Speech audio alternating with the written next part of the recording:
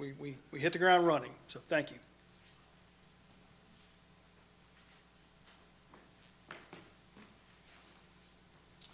All right, thank you, Fred. And I hope all of you find a care group to be a part of. I really enjoyed the one that I'm in. I'm glad they put up with me. So it's a lot of fun. So if you're not in one, I encourage you to be in one. When our faith intersects with culture, it leads to some really interesting dynamics. And we're going to spend the next 3 weeks talking about how the Corinthian church and their faith intersected the culture in which they lived. I mean, how is it that we're supposed to go out and live our faith in Jesus in a world that, when the world kind of looks normal around us, how is it that our faith intersects with what the world seems to think is normal? And when I say that, I don't mean that anything that the world is doing is necessarily bad in itself, but how do we start to kind of intersect with those things? So when you step back and you look at the church in Corinth, it's really interesting because it kind of makes you shake your head when you look at the diversity within the church. I mean, just look at the religious diversity. You had some people who had become believers in Jesus who had been in Corinth, and they were just pagan worshipers. They just worshiped the Greek and the Hebrew gods. They had been going to the temple of Apollo or the temple of Octavia, or they had been up to the temple of Aphrodite that set up on the Acropolis, and we'll talk about all of those a little bit. You had some people who were Gentile, who were non-Jewish, but had been converted to a Jewish lifestyle, so they had become proselytes to the Jewish religion. You had some people who were just Jewish, and they were believers in Genesis, Exodus, Leviticus, Numbers, Deuteronomy, the Old Testament. They were accustomed to following all of those Old Testament laws, and you took all of those different backgrounds and you threw them into a group. And in addition to that, you had some people who were just,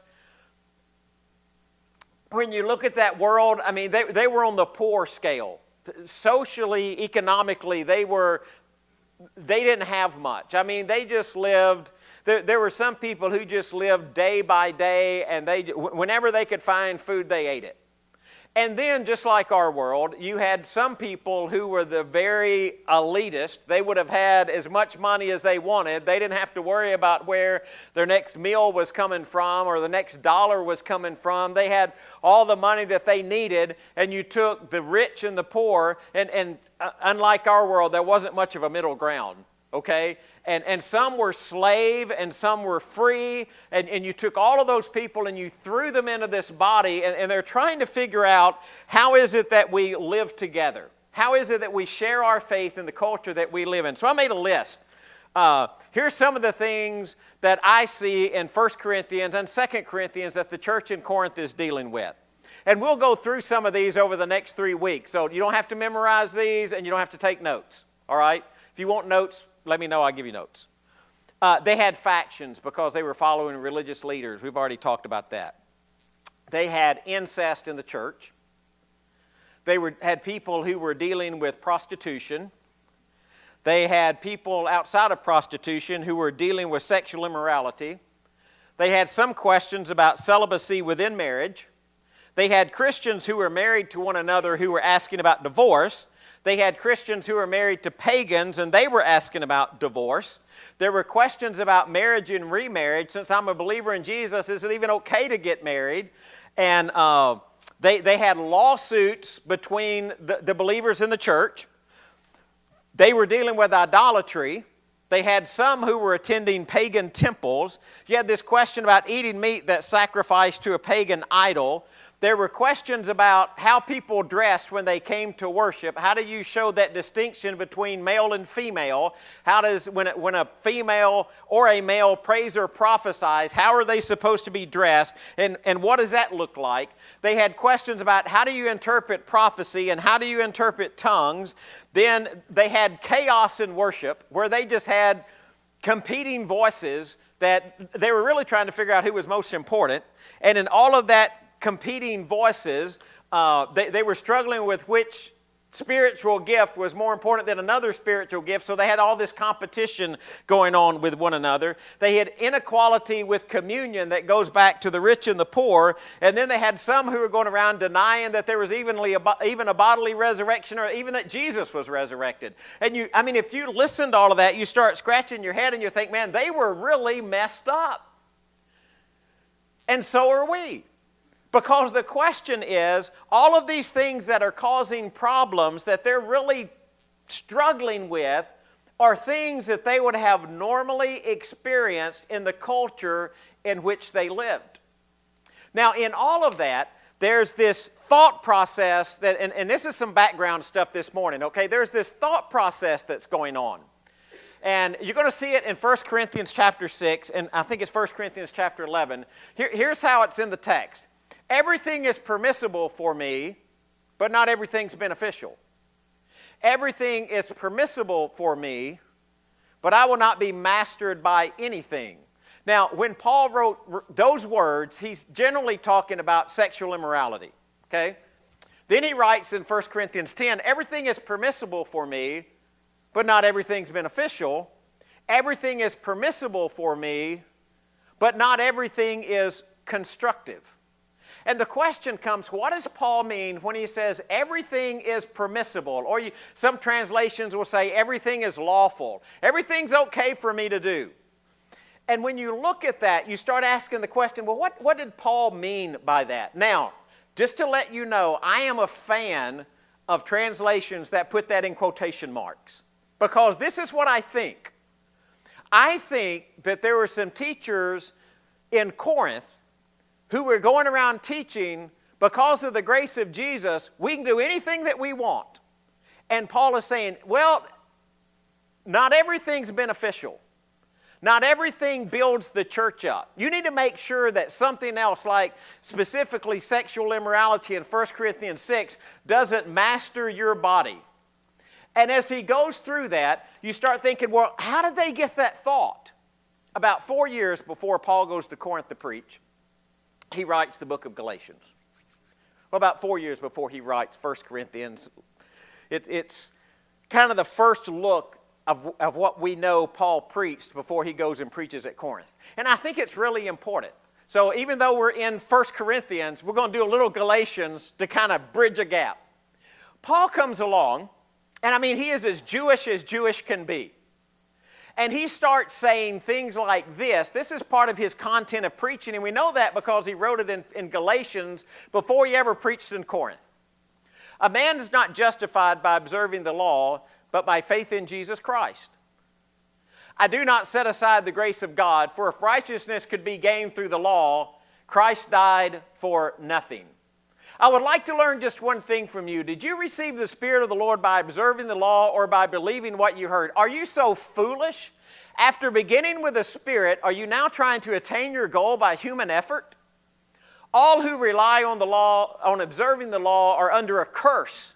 For it is written, cursed is everyone who does not continue to do everything written in the book of the law. Clearly, no one is justified before God by the law, because the righteous will live by faith.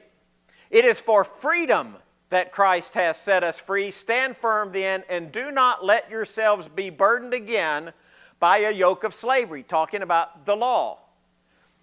Those who are trying to be justified by law have been alienated from Christ. You have fallen away from grace. I hope you're seeing kind of a consistency in his preaching. Then in Pisidian Antioch, where we know he preached right before he went to Corinth, it says in Acts, this is what he was preaching. Through him, everyone who believes is justified from everything you could not be justified from by the law of Moses. Now, you might be scratching your head and saying, Greg, why did you make us read all of those verses? Well, for this reason.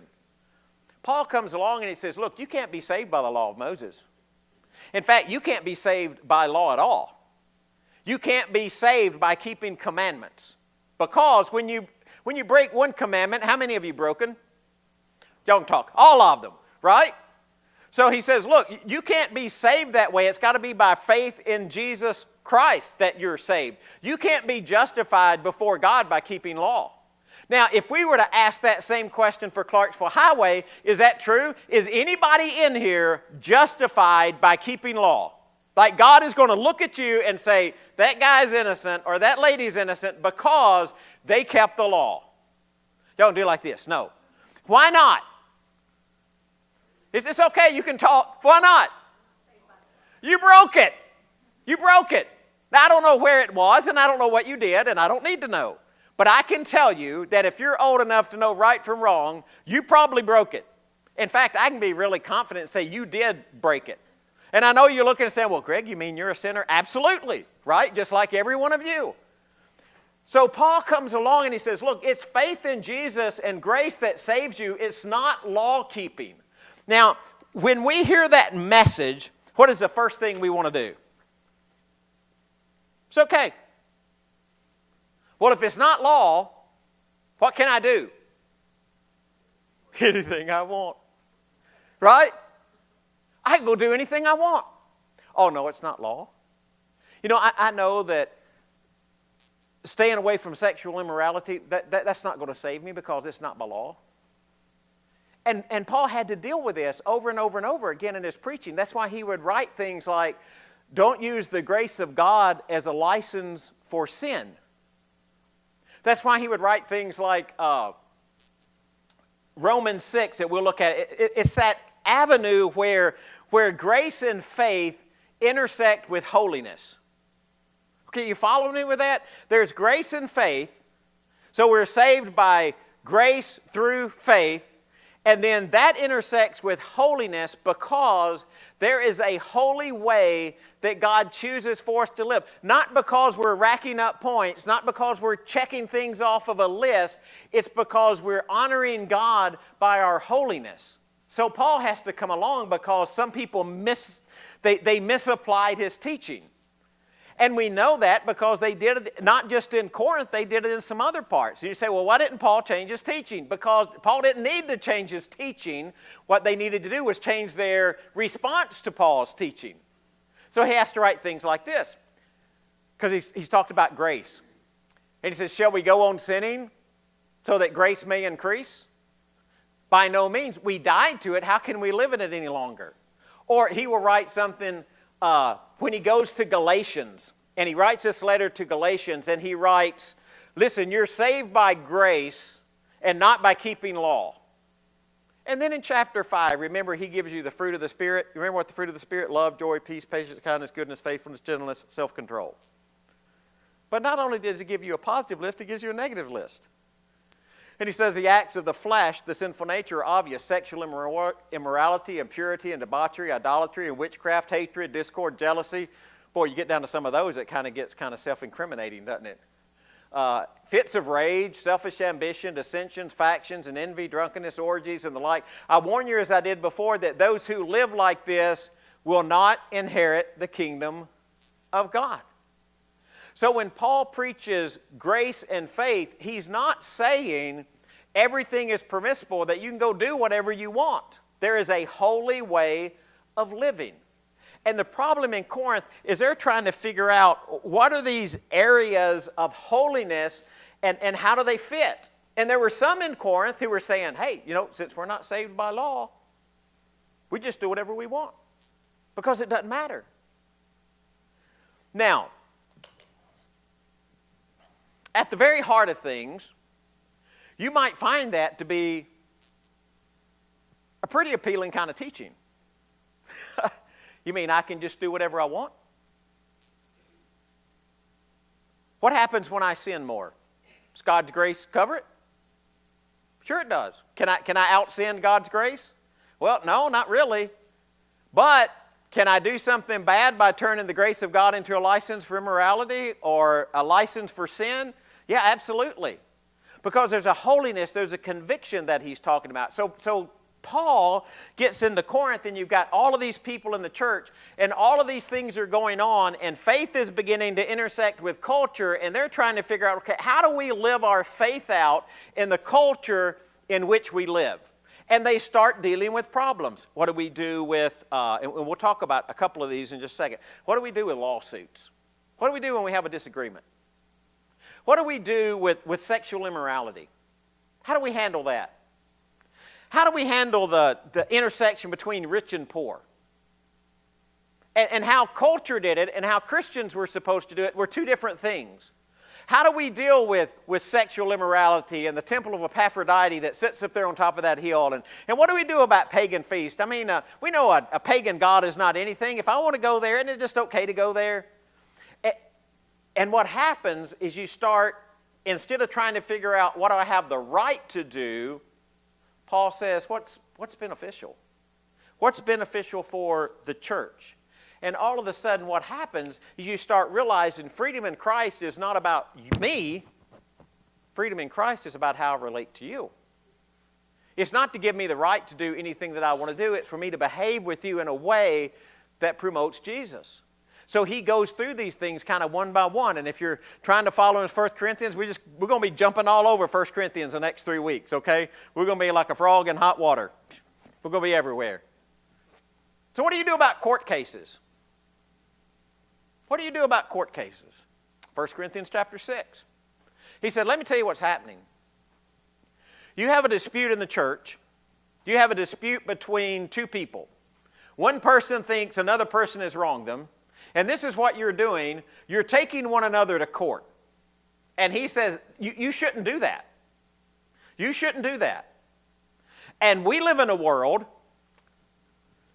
where, if we're honest, what do we tend to do? Not thankfully within Clarksville Highway that I know of, but if you think you've been wronged by somebody, what do? You sue them. You go to court. Now, let me give you an example. This is a personal one that I'm kind of struggling with, all right? This will probably get kicked off the internet, and it's okay.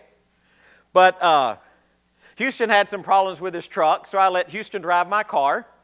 So Houston was on the interstate going to work. Traffic in front of him stopped. Some guy behind him decided not to stop, and he hit my car in the back.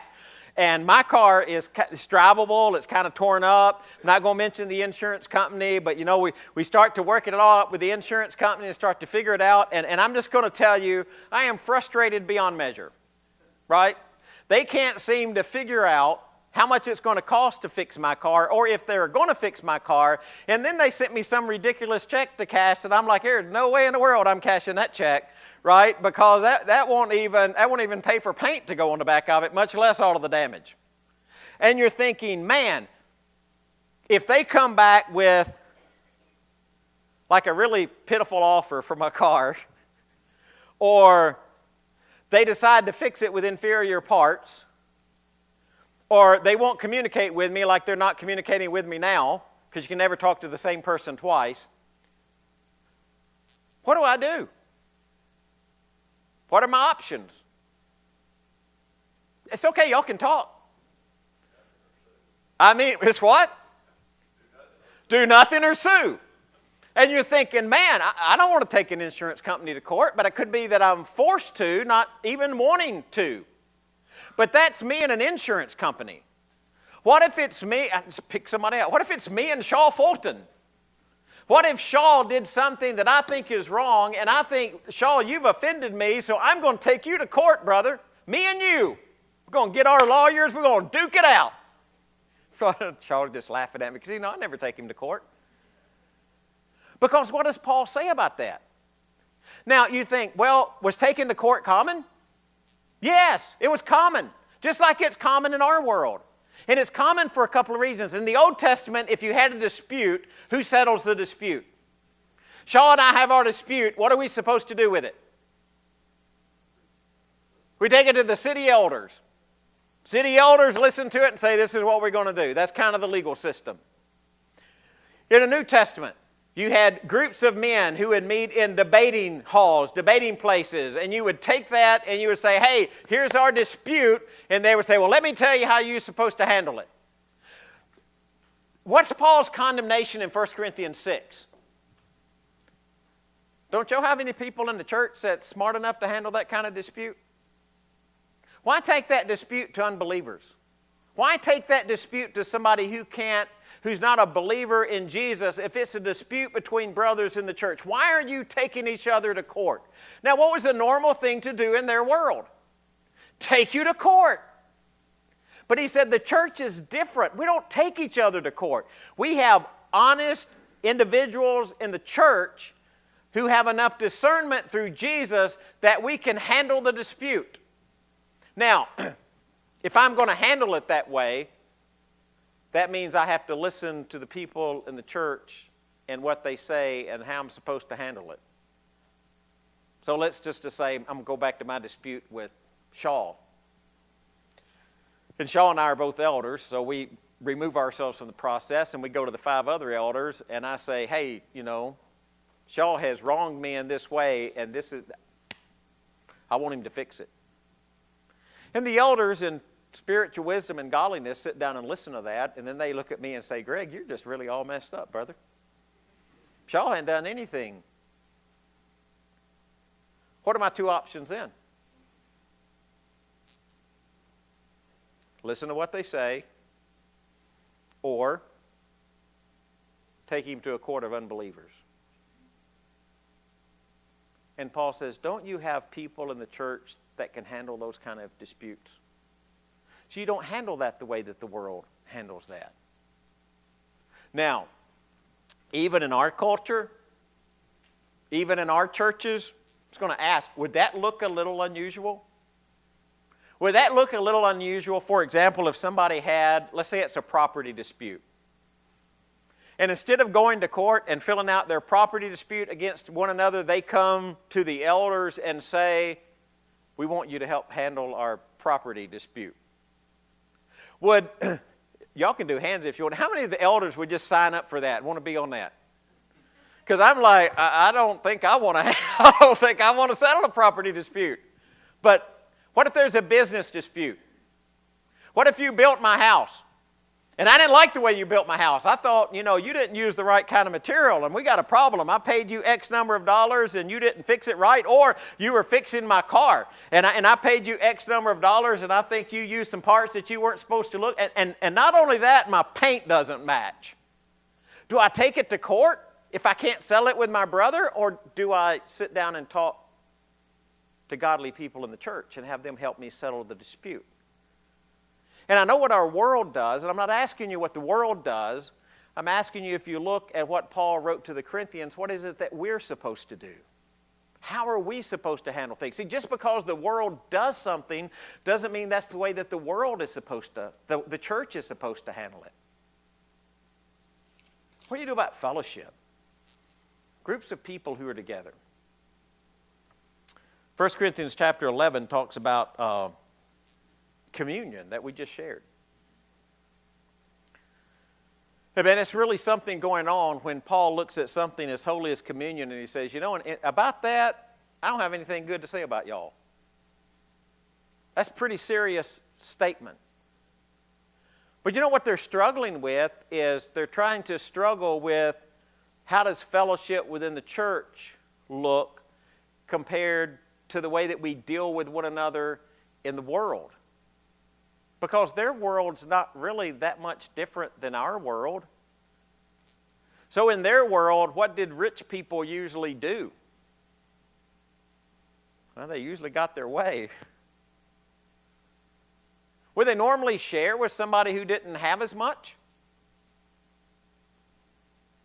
Not usually. I mean, if you look at Corinth, just like any other world, the top 2 to 3% of the wealth was pretty much controlled by certain households. And when they had that wealth, everybody knew that they had that wealth. Were they treated differently in the world because they had that wealth? Absolutely.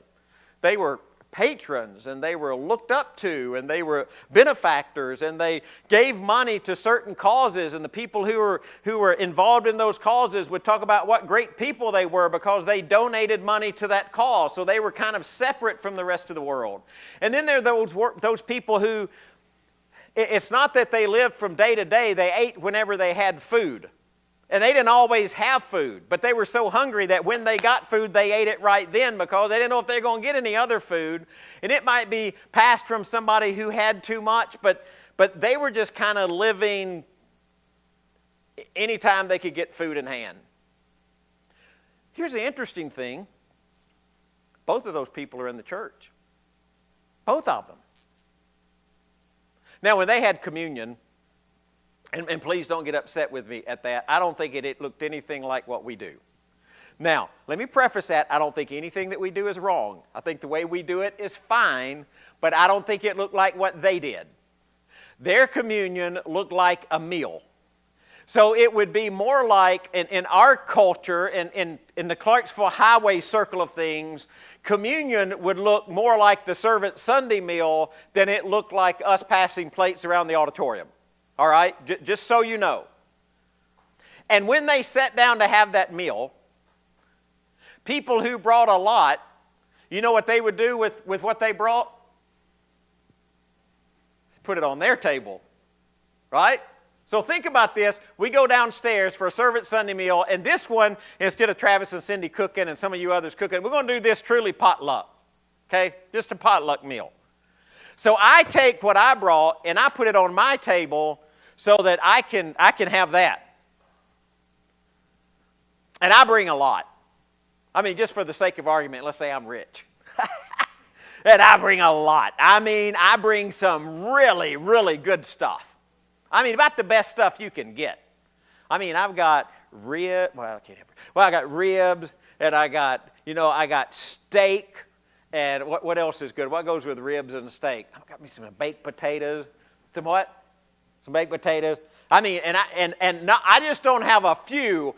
I loaded my table up. I mean, like there are 6 of us sitting there, and I have 12 steaks. It's like, I don't want y'all to go hungry. I want you to get all you want. And poor old Charlie Moffitt, he's retired, and he's working for a living, and he's gardening. And he just barely, it's been a drought year. And Charlie Moffitt, bless his garden's heart, I know he's got a green thumb, and he thinks he knows everything about nature, but this year, Charlie Moffitt's garden, it ain't working, folks. It's not working. He did manage to get 2 scroungy old tomatoes and just a few lima beans. But that's all he's got on his table, and he just barely has any of those. And in fact, he's got so little that he's letting Vicky eat, and he's not even going to eat anything. And he looks over at my table with all of my steaks and my ribs and my baked potatoes. He goes, "Whoo, dog, that looks good." And you know what I tell him? Charlie Moffitt, you stay away from my table. I'm not sharing with you. And you think, how could you be so callous? Because the world was that callous. That's what they were used to doing in the world, and that's what they were going to do at church. And Paul says that is not the way you behave in the church. So when he says, when you eat and drink and share the meal and you don't recognize the body, and we read that and think, well, yeah, that means the body of Jesus hanging on the cross. Yes, it does mean that, but it means something more than that. It's this body. When you don't recognize the fellowship and the unity that comes with this body, because what they were doing in the church is behaving just like they behaved in the world. And Paul says that's not how we do it. So next week when we talk about the sexual immorality that was just rampant, you know what he's going to say? It's not the way we do it. The week after that, when we talk about, how about all of this pagan worship stuff? What are we going to do with that? He's going to say, you know what? That's not the way that we do it, because we're called to be something different. And what I want you to hear in that is, just because the world does something doesn't mean that that makes it okay. We're not of the world. We are something different. We're something unique. We're something special. And it's okay for us to understand that we're something special, because we are God's family, and we treat one another the way God's family treats one another. We treat one another with honesty and integrity and respect. We treat each other the way that we want to be treated. We treat one another in a way that shows the majesty and the glory and the beauty of who Jesus is. So where they were in their world is just like we are in our world. It's just because the world does it, just because we can say, well, I have the right to do that. It's not about right. It's about discipleship. It's not about what's good for me. It's about what's good for you. It's not what I want to do. It's what is beneficial for the church. Those are the things that we look at. Oh yeah, everything is permissible, quotation marks, but not everything's beneficial. Not everything builds the church up. So now we're making decisions not based on our right. We're making a decision based on what is good for the church and its people. And that is what makes us uniquely different. So when you're part of God's family, you're not just like the world.